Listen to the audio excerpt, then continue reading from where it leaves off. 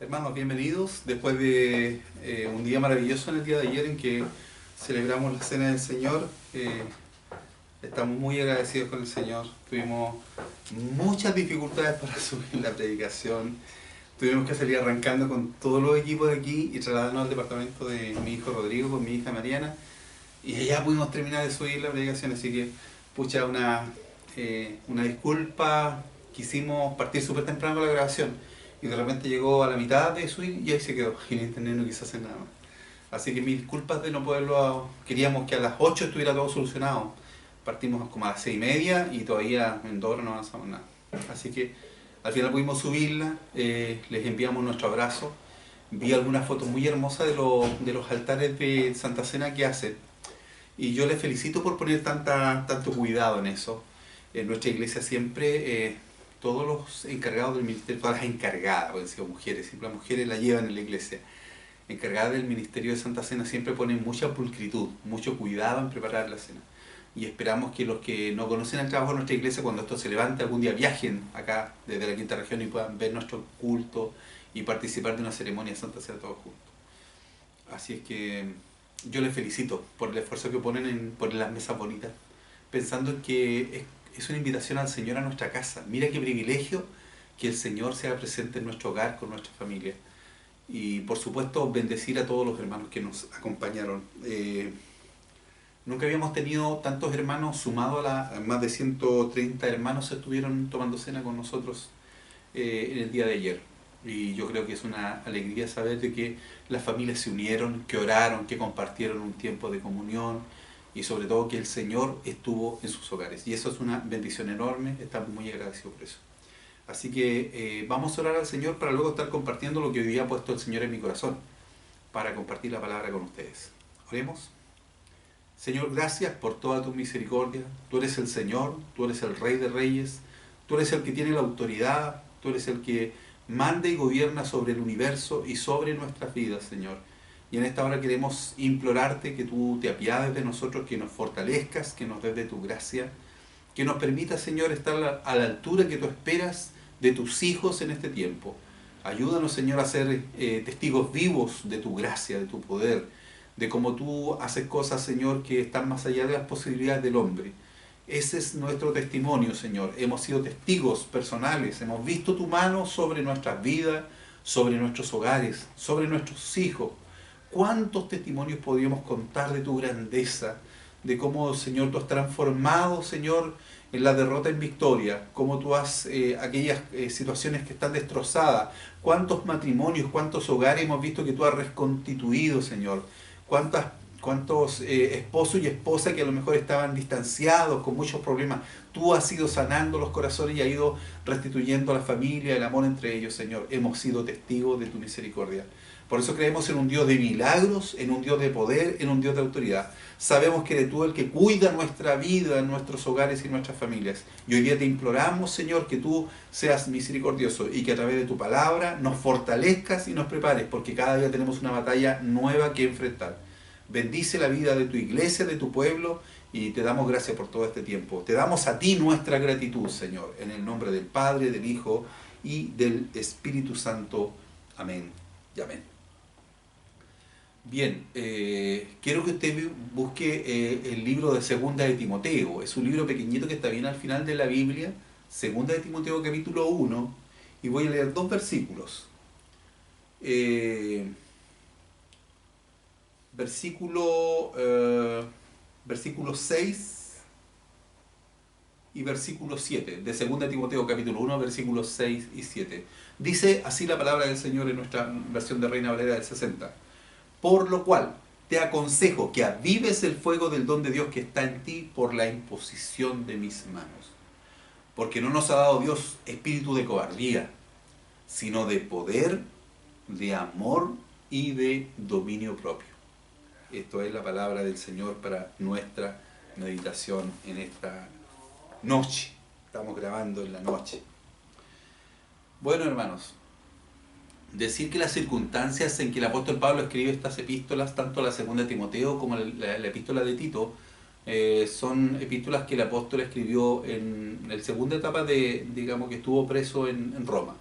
Pablo antes de morir murió decapitado, era un privilegio de los ciudadanos romanos. Ellos no morían apedreados ni morían tampoco, digamos, crucificados, que era la forma como mataban a la gente a morir.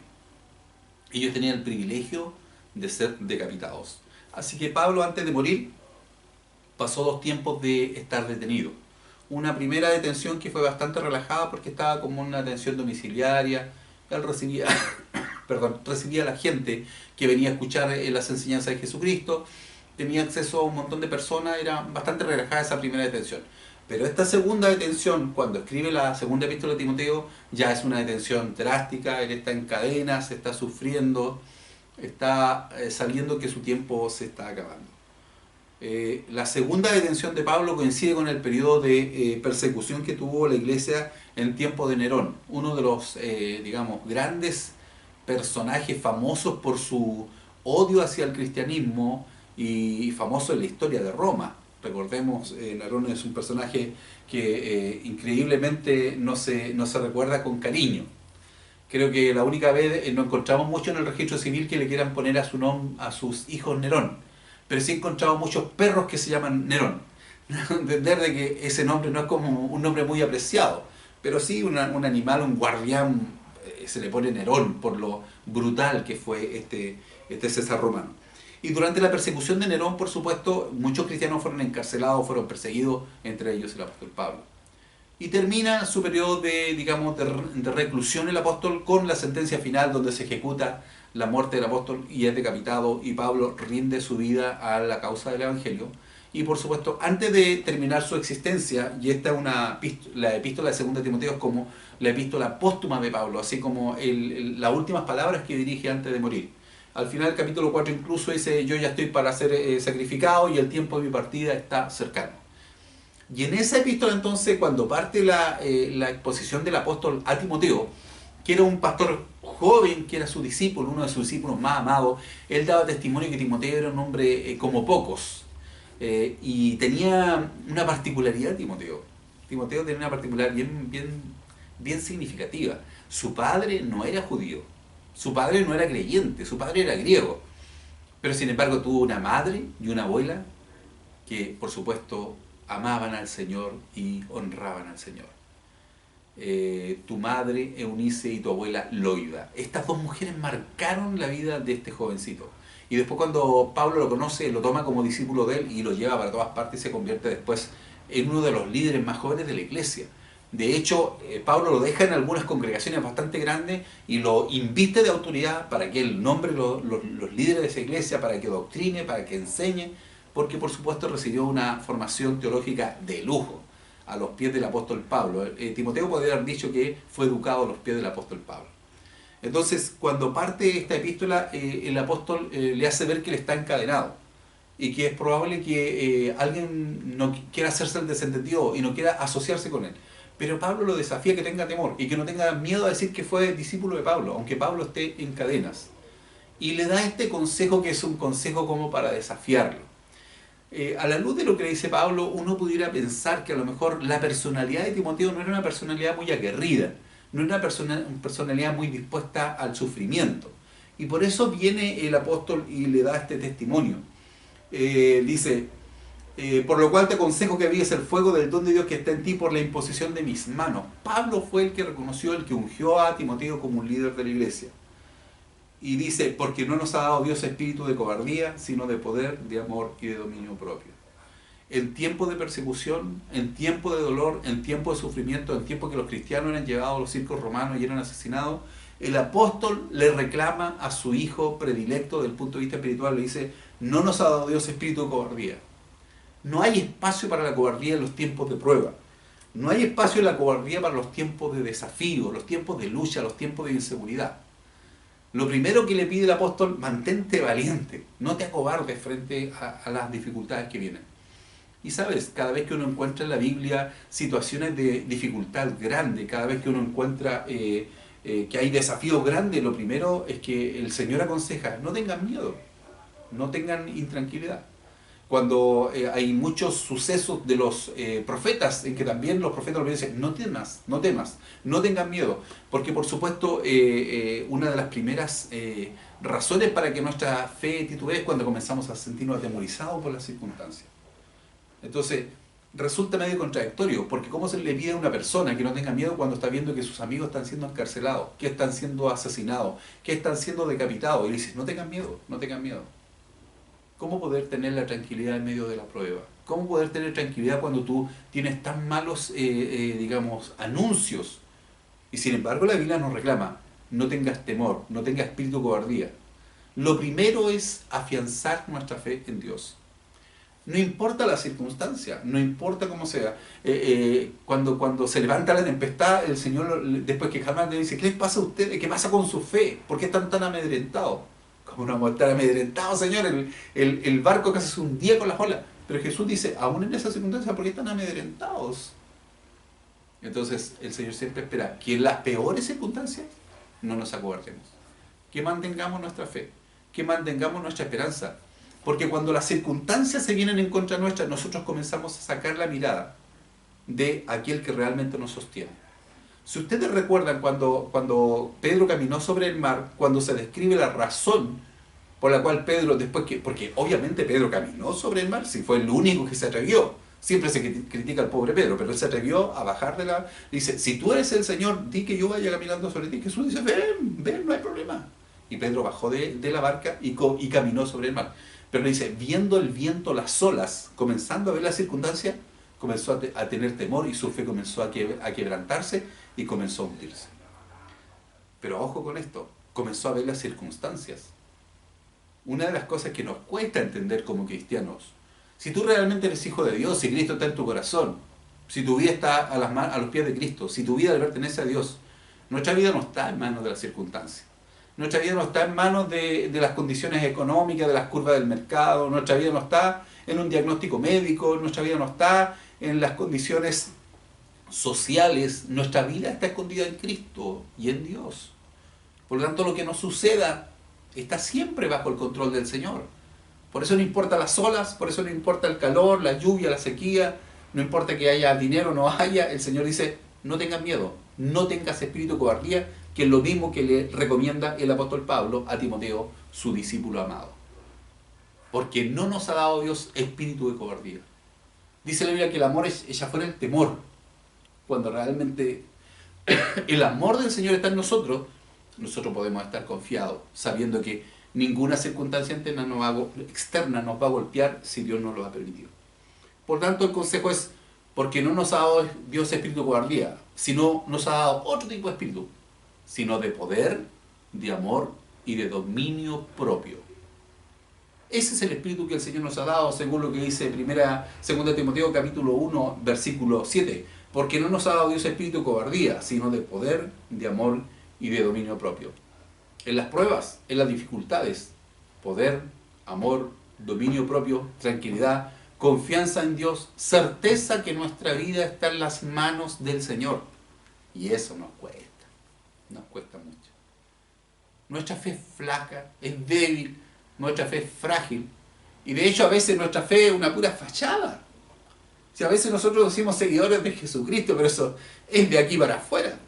Porque lo que hay en nuestro corazón lo conoce el Señor. ¿Cuántas personas se hacen en miembros de iglesia, participan en la iglesia, pero nunca han tenido un encuentro genuino con Jesucristo? Ese encuentro que significa renunciar a toda la vida externa, comenzar a vivir con tu vida en relación con lo que dice la palabra, comenzar a obedecer lo que dice la Biblia y no vivir de acuerdo a tus propios parámetros. Porque la Biblia te enseña por dónde ir, por dónde caminar, cómo educar a tus hijos, cómo guiar tu casa, cómo guiar tus finanzas, cómo guiar tu relación con los demás, cómo esforzarte. La Biblia te enseña todo. Y si alguien es creyente, debe vivir en los parámetros de la Biblia. Y entre esos parámetros está, frente a la dificultad, frente a la prueba, frente a lo terrible, frente al gigante que se te viene, no tengas miedo. No tengas miedo. Mantente firme, mantente con seguridad. Mantente como cuando David fue a pelear con el gigante, que cuando el gigante se puso en pie, dice la Biblia que a lo mejor el gigante pensaba, cuando me ponga en pie, vea mi tamaño, vea el tamaño de mi lanza, este chico va a salir corriendo. Y dice la Biblia que cuando el gigante se puso en pie, comenzó a caminar para a lo mejor amedrentarlo, dice que David corrió a la línea de batalla. Esta expresión a mí me llama mucho la atención. Alguien que está viendo un tremendo peligro y en vez de huir del peligro, corre a la línea de batalla. ¿Sabes por qué? porque David por supuesto tenía seguridad absoluta que cuando él iba no iba solo, iba acompañado por el Señor. Y que era Dios el que iba peleando su batalla y que era Dios el que iba adelante. Y eso nos cuesta a nosotros vivirlo y verlo. Nos cuesta entender que cuando estamos enfrentando situaciones adversas es el Señor el que va delante nuestro. Y al final siempre lo que se va a cumplir es la voluntad de Dios, no es nuestra voluntad. No es el deseo de nuestros enemigos, no es la circunstancia médica. Lo que se va a cumplir es la voluntad del Señor. Y si tú has aprendido a confiar en el Señor, siempre la voluntad de Dios va a ser lo mejor para nosotros. Esa voluntad puede agradarnos o puede no agradarnos, pero lo cierto es que Dios siempre nos va a dar lo mejor. Hay muchos personajes en la Biblia que cuando uno observa su vida, sus biografías, uno puede decir, ¿cómo le pudo pasar eso? Te puedo poner muchos ejemplos, quiero ponerte uno solo. Moisés, el gran hombre rector del pueblo de Israel, el que trajo la ley del Señor, el que hablaba cara a cara con la presencia de Dios. Dice la Biblia que después de 40 años llega al borde de la tierra prometida. El Señor lo llama a una reunión de Zoom y le dice, Moisés, te tengo dos noticias, una buena y una mala. ¿Cuál quieres tú primero? Entonces se dice, Señor, dame la buena primero. Bueno, lo bueno es que ahí está la tierra que yo les prometí. Ahí está la tierra, está lista. Ya llegaron, están al borde de la tierra. Y Señor, ¿y cuál es la mala? La mala es que tú no vas a dirigir la llegada del pueblo. Tú te vienes conmigo. Se acabó tu tiempo. Entonces, a mí me tocaba escuchar a algunos predicadores que incluso han mencionado, oye, qué terrible, porque Moisés, después de hacer todo el esfuerzo, no puede entrar al pueblo a la tierra prometida. Como si Moisés se hubiera enojado. ¿Tú crees que Moisés se iba a enojar si se fue a descansar a la presencia del Señor después de 40 años de soportar un pueblo que era totalmente rebelde, un pueblo que no entendía, ovejas porfiadas, ovejas que reclamaban, por todo estaba hasta aquí Moisés? Por lo tanto, cuando el Señor le dio vacaciones y se lo llevó a la presencia, Moisés estaba feliz. Entonces, desde nuestra perspectiva, las decisiones de Dios a veces pueden ser decisiones que nos desagradan. Pero aquí, ¿sabes? Lo importante es, número uno, Dios jamás va a tomar una decisión que sea mala para nosotros. Número dos, la sabiduría de Dios y la percepción que tiene Dios de nuestra vida, de lo que viene, de los sucesos, es mucho más amplia que la nuestra. Cualquier decisión que nosotros pensemos que es buena no tiene comparación. Nosotros no podemos ponernos a discutir con Dios las circunstancias. Porque lo que Él ha decidido para sus hijos siempre va a ser lo mejor. Lo mejor, lo mejor. Entonces, frente a eso, por eso el apóstol le dice a Timoteo, estamos en persecución, están muriendo nuestros hermanos, la iglesia está siendo arrasada. Te pido una cosa, no tengas espíritu de cobardía. Sé valiente. Y mantén el espíritu del evangelio, porque no nos ha dado Dios espíritu de cobardía, sino de poder, de amor y de dominio propio. Sigue predicando, sigue enseñando, sigue llevando el evangelio, no te acobardes, no te preocupes por tu vida, porque Dios tiene control de tu vida. Yo por lo menos le dice Pablo, y se lo dice en esta misma epístola, yo sé que me voy a morir y que me queda poquitito. Eso es lo que dice el apóstol Pablo en el capítulo 4 de 2 de Timoteo. Me queda poquitito, pero tú no tengas preocupación, porque yo estoy en el Señor. Y tengo una percepción tan clara que es esta. Si vivo, vivo para Él. Y si muero, muero para Él. No tengo problema. Soy propiedad del Señor y eso me mantiene tranquilo, me mantiene contento. Eso a nosotros nos cuesta entender. Nos cuesta entender que nuestra vida no está sujeta al oleaje de las circunstancias. Si tú eres hijo de Dios, tu vida está sujeta a la santa y perfecta voluntad de Dios. Nada nos sucede por casualidad. No es que en algún momento el Señor se tomó una siesta, se olvidó de cuidarte y ahí tuviste una circunstancia que te hizo perder la vida o que te hizo perder o tener un accidente grave. No es que Dios se olvidó de cuidarte, no. Cuando un creyente pasa circunstancias, siempre eso tiene que ver con la permisión o la santa y perfecta voluntad de Dios. Por lo tanto, Dios nos pide, en toda circunstancia, tranquilo, no nos acobardemos, porque nunca la última palabra van a estar en las circunstancias, ni en la economía, ni en los médicos, ni en los que están anunciando cosas derrotistas. Siempre la última palabra la tiene nuestro Dios. Yo te invito a que tú, aún en los desafíos que tienes, puedas confiar en el Señor.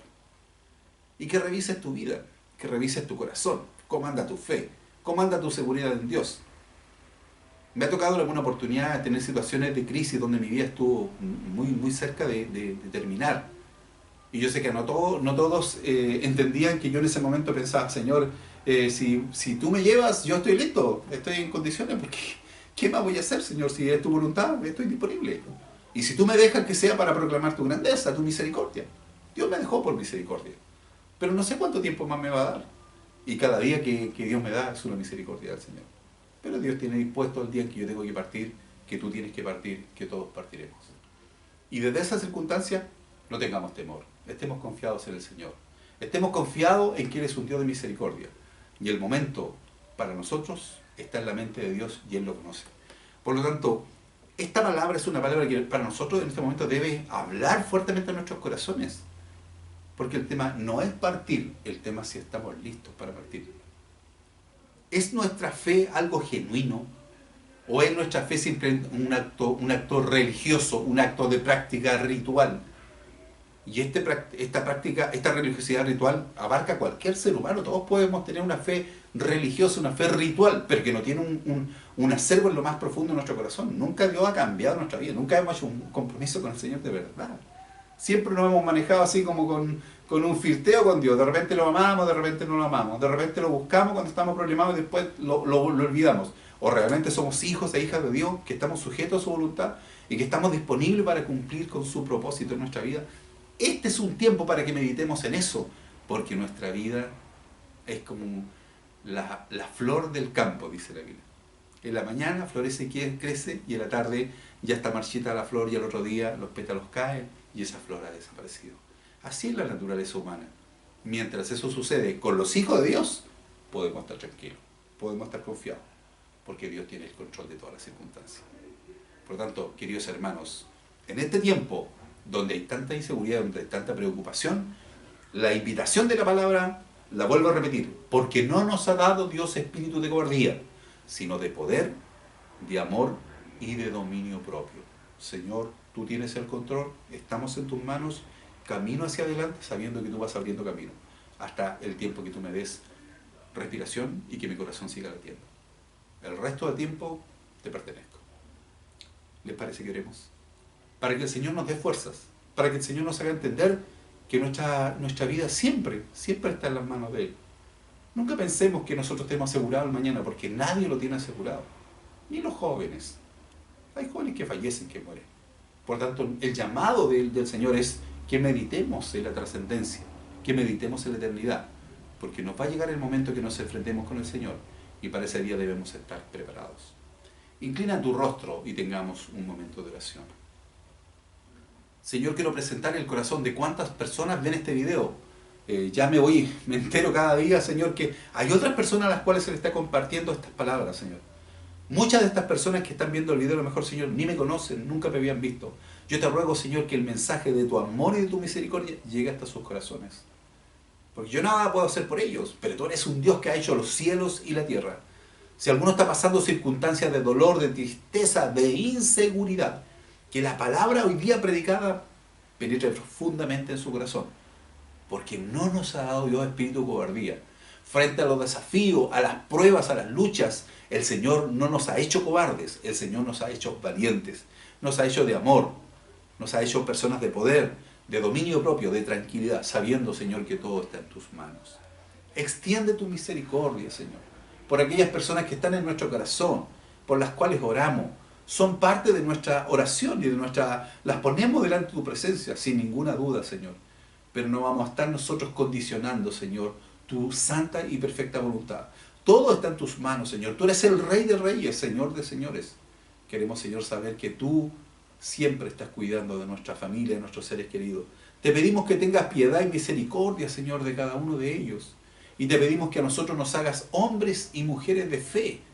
Que no tengamos, Señor, temor frente a la circunstancia que estamos viviendo, sino que al contrario, Señor, tú extiendas tu misericordia sobre cada hogar, sobre cada familia, Señor. No nos dejes, Señor, en medio de los desafíos que tenemos por delante, en medio de la inseguridad que tenemos por delante. Haz que nuestro corazón esté confiado en ti, porque sin ti nada podemos hacer. Gracias te damos, Padre, por todas tus bondades. Y te pido por cada familia, por cada hermano, por cada hijo, por cada hija, que está, Señor, dependiendo de tu misericordia. Que tu bendición esté con cada uno de nuestros hermanos. En el nombre de Jesús lo pedimos. Amén y amén. Hermanos queridos, que esta palabra haya llevado fuerza a sus corazones. Dios tiene el control de las circunstancias. Dios está gobernando el mundo. Nada se escapa a su mano, dependemos de su misericordia. Sigamos orando, sigamos confiando, dependiendo del Señor, porque Él es el que tiene la autoridad. Que la bendición de Dios Todopoderoso, Padre, Hijo y Espíritu Santo esté fortaleciendo sus corazones. Amén.